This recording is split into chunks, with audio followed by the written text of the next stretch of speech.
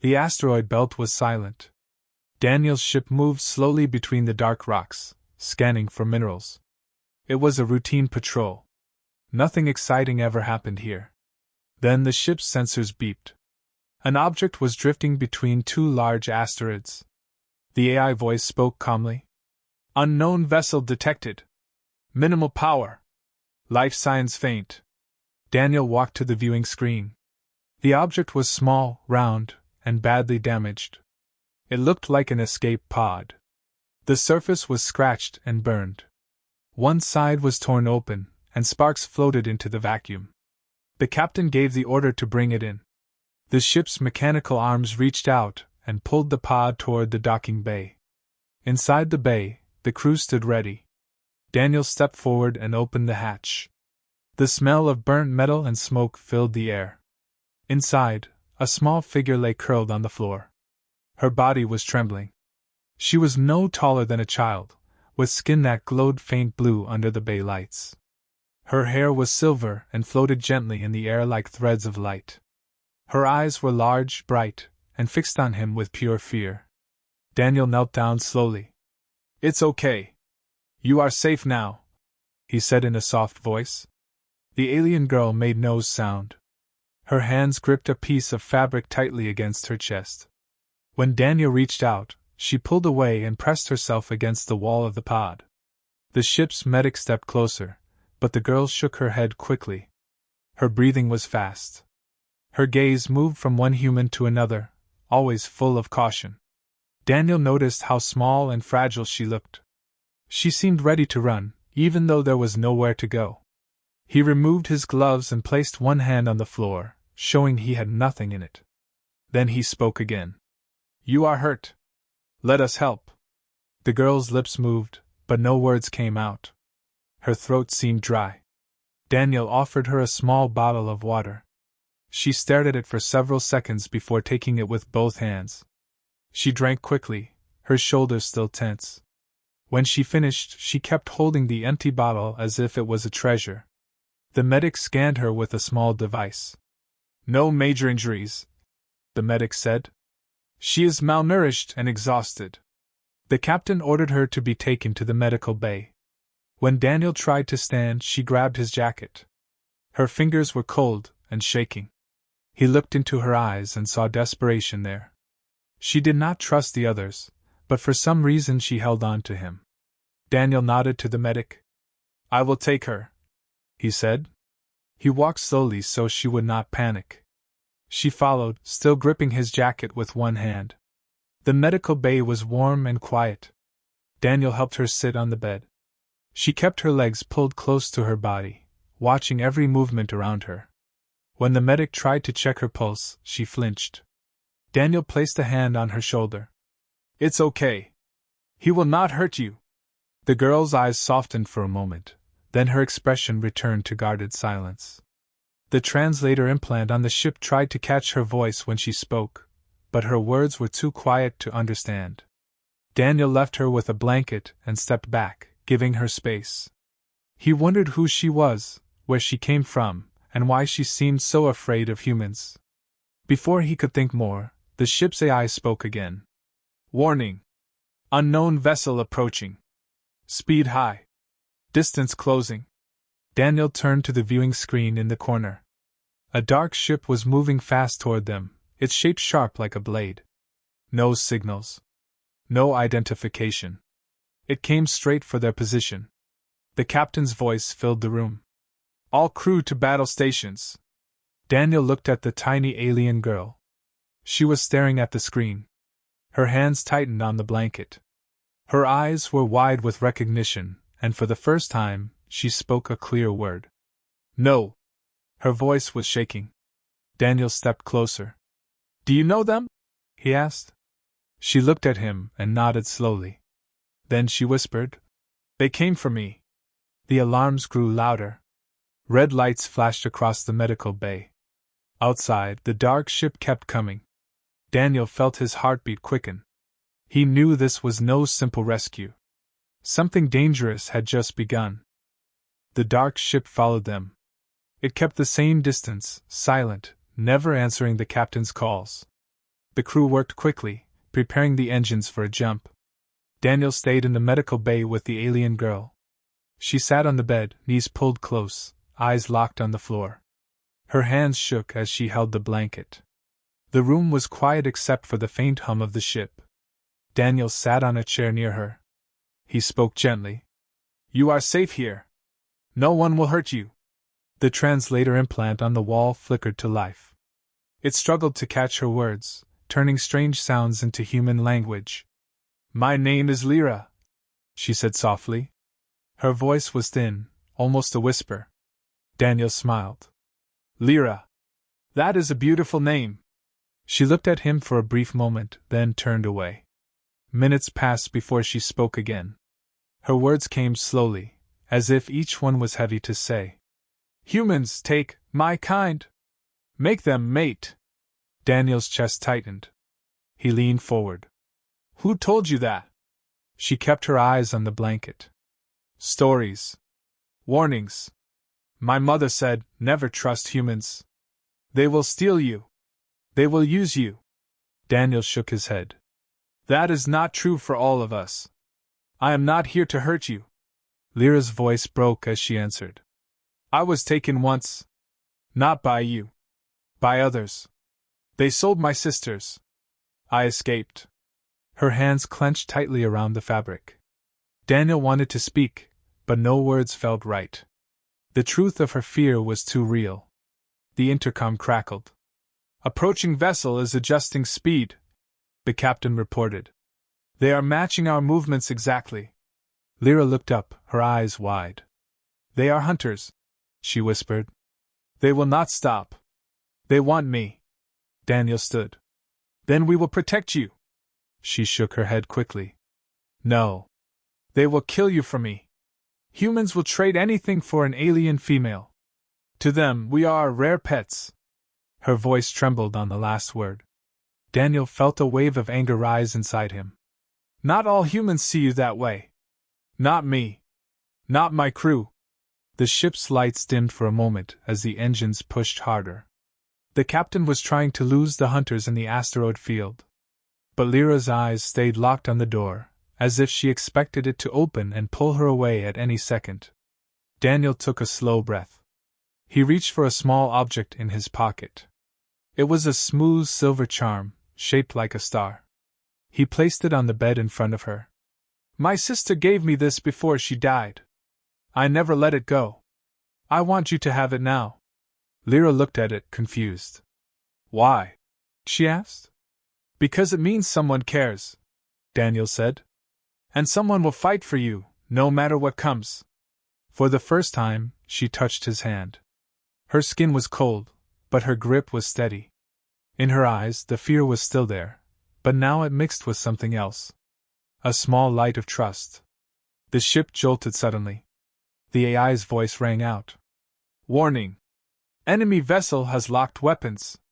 The captain shouted orders over the intercom. "All hands to stations. Prepare for evasive maneuvers." Daniel turned to Lyra. "Stay here. Do not open the door for anyone except me." But as he walked to leave, she spoke again. "If they take me, I will not live. Promise me you will not let them." Daniel stopped in the doorway. He looked back at her, his voice firm. "I promise." The alarms echoed through the ship. The hunter vessel was moving in. And Daniel knew this was no longer just about survival. It was about keeping a promise. The ship shuddered under a sudden blast. A red flare of energy passed across the starboard side. Shields held, but the crew knew the hunters were testing their aim. Daniel ran to the bridge. The captain stood over the controls, eyes locked on the enemy vessel on the main screen. It was larger than their ship. Faster. And built for only one purpose, to hunt. "Status," Daniel called out. "Shields at 80%. The pilot answered. "They are not firing to kill. They are trying to disable us." Daniel looked at the enemy symbol on the screen. It was a black circle, broken by 3 jagged lines. He saw Lyra's face in his mind when she recognized it. Fear. And certainty. The captain turned to him. They want whoever you brought on board. I do not know why, but they will not stop until they have her." Daniel's jaw tightened. "Then we do not let them." The ship plunged into the asteroid field. Massive rocks floated silently in the dark, spinning slowly. Each one could crush their hull if they made a wrong turn. The pilot's hands moved quickly over the controls. The ship twisted between the rocks, engines roaring. Behind them, the hunters followed without hesitation. "Can we lose them?" Daniel asked. The captain shook his head. "They know these fields. This is not the first time they have chased prey here." Another blast shook the ship. A console sparked, and the smell of burning wires filled the air. The crew scrambled to keep the systems alive. Down in the medical bay, Lyra clutched the star charm Daniel had given her. Every sound made her flinch. She could feel the hunters getting closer. Her mind flashed back to the cages, the cold floors, and the faces of the other girls taken before her. She closed her eyes and whispered a song from her homeworld, just to feel less alone. On the bridge, the sensors flashed. The enemy was closing the distance. Daniel's hands gripped the side of the console. "They are going to board us." The captain's voice was low. "They will try." The hunters fired again, but this time the blast hit with precision. The lights flickered. Gravity shifted for a moment as the ship spun sideways. The pilot fought the controls and brought them back to course, but the hunters had cut the distance in half. Daniel's mind raced. If they took Lyra now, she was gone forever.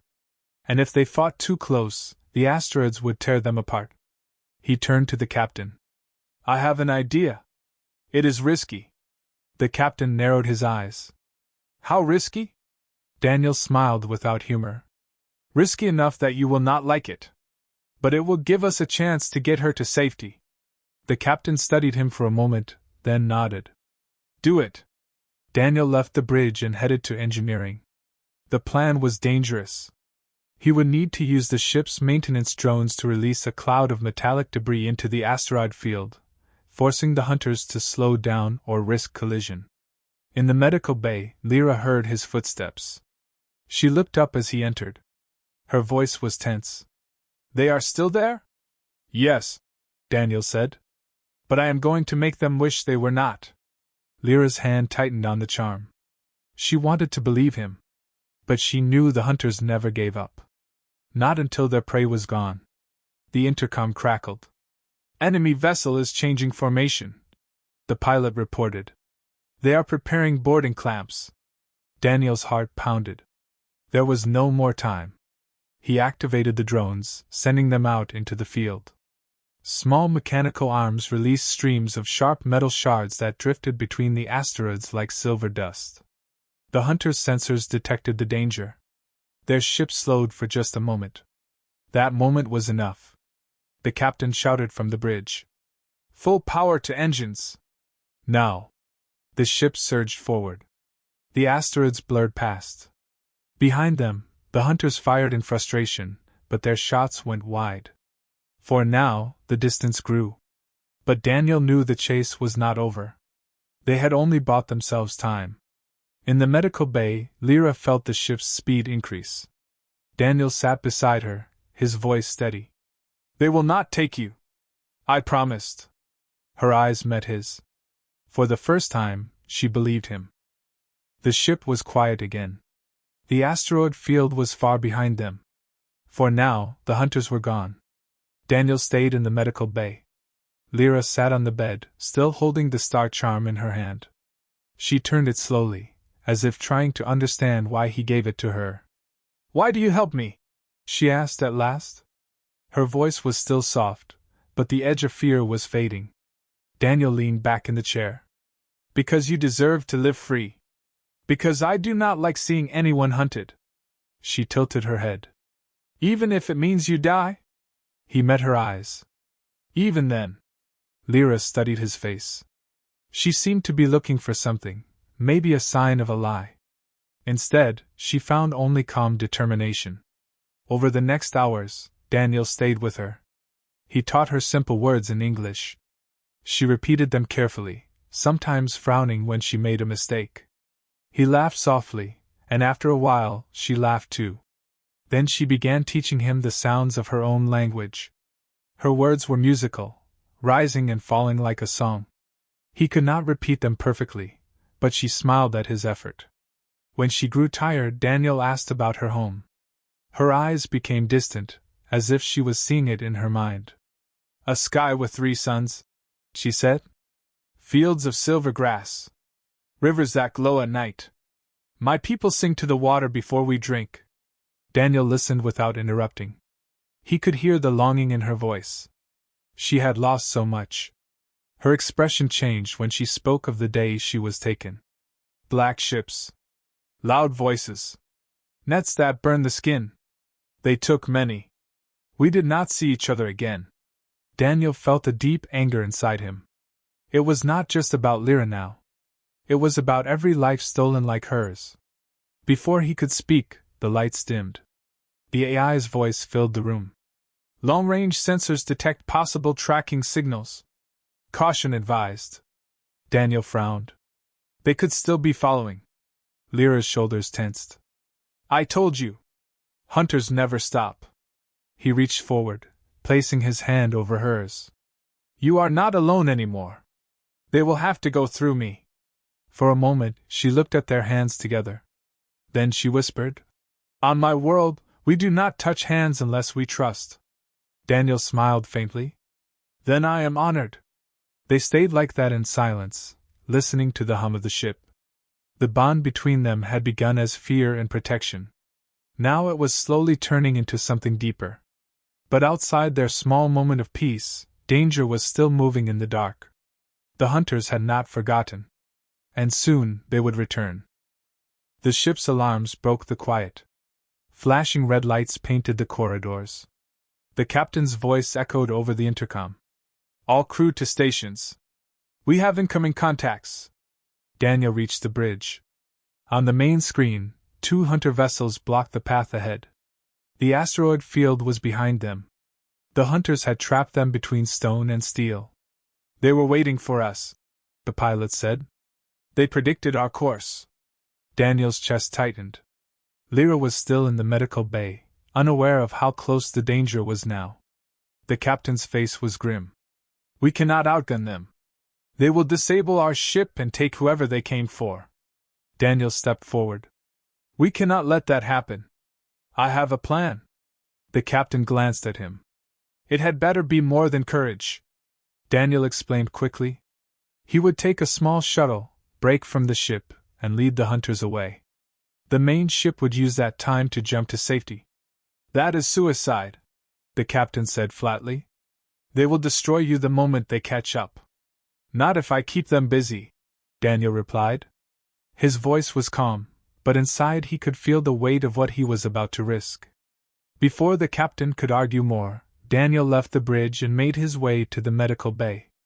Lyra looked up as he entered. Her eyes searched his face. "What is happening?" "They found us," Daniel said. "We do not have much time." Fear returned to her eyes. She gripped the star charm tightly. "They will kill you if you fight them." Daniel shook his head. "Not if I take them away from here." She stood, moving closer. "No. I am not worth your life." Daniel met her gaze, steady and unshaken. "To me, you are worth everything." Lyra's breath caught. Her fingers trembled as she reached toward him, then stopped, as if unsure.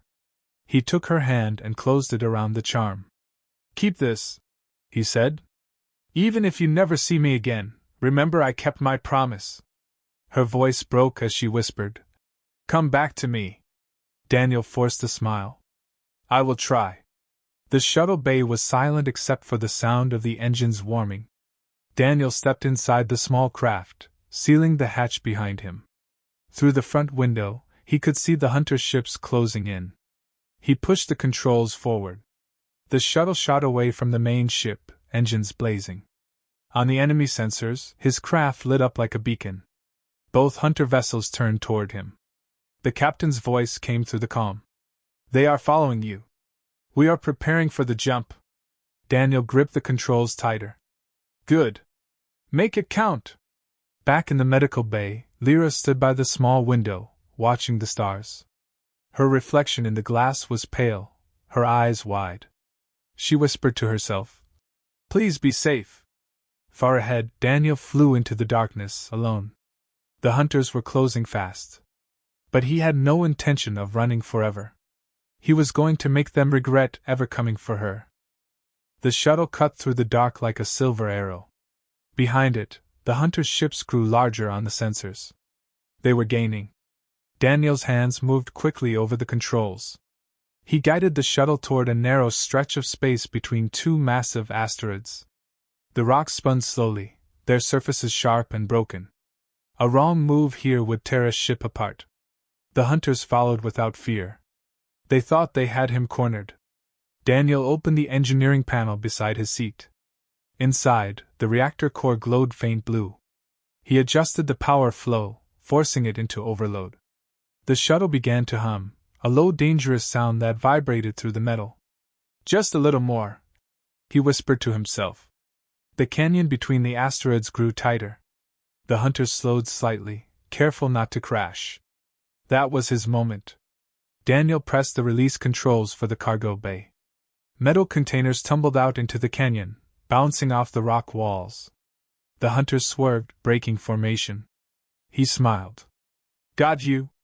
The lead hunter ship tried to regain position, but Daniel had already turned the shuttle sharply into a dead-end pocket between the rocks. There was no way out. Except for the way he planned. He armed the overload. The reactor warning lights flashed red. The hum became a deep roar. Heat filled the cockpit. The hunters moved in for the final strike. They thought he was trapped. They had no idea he wanted them this close. At the last second, Daniel hit the emergency eject. The cockpit pod shot upward, away from the shuttle. Through the small window, he saw the reactor flare bright white. A blast of light swallowed the canyon. The shockwaves slammed into the hunters, blinding their sensors and tearing chunks of rock from the asteroid walls. One hunter's ship spun out of control. The other's engines failed completely. Daniel's escape pod drifted into open space. He activated the beacon. Shuttle destroyed. Hunters disabled. Request pickup. The captain's voice came through, full of relief. On our way. Hold tight. Minutes later, the main ship's docking arm pulled the pod inside. The hatch opened, and Daniel stepped out, suit scorched, hair damp with sweat. Lyra was there, standing in the bay. Her eyes were wide, and her hands shook as she ran toward him. Without thinking, she threw her arms around him. "You came back," she said, her voice breaking. Daniel returned the embrace, holding her tightly. "I promised." Around them, the crew celebrated the escape. But Daniel's eyes stayed on Lyra. The danger was not over, but in that moment, he knew he would face it again without hesitation. For her. The hunter ships were gone. One was drifting, powerless. The other had vanished into the black, too damaged to continue the chase. The crew worked in silence as the captain guided the ship toward a nearby human colony. For the first time in days, there was no alarm, no flashing red lights. Only the steady hum of the engines. Daniel sat in the observation lounge. The stars stretched endlessly before him. Beside him, Lyra sat with the star charm in her hands. She turned it slowly, watching how the metal caught the light. "You saved me," she said quietly.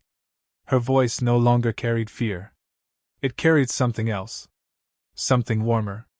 Daniel looked at her. "I told you I would." She studied his face for a moment. Then she said, "On my world, we do not say thank you for something like this. We give a vow in return." "What kind of vow?" he asked. "That we will stay with the one who saved us. That we will protect them as they protected us." Daniel gave a small smile. "You do not have to do that." "I want to," Lyra said. Her voice was steady now.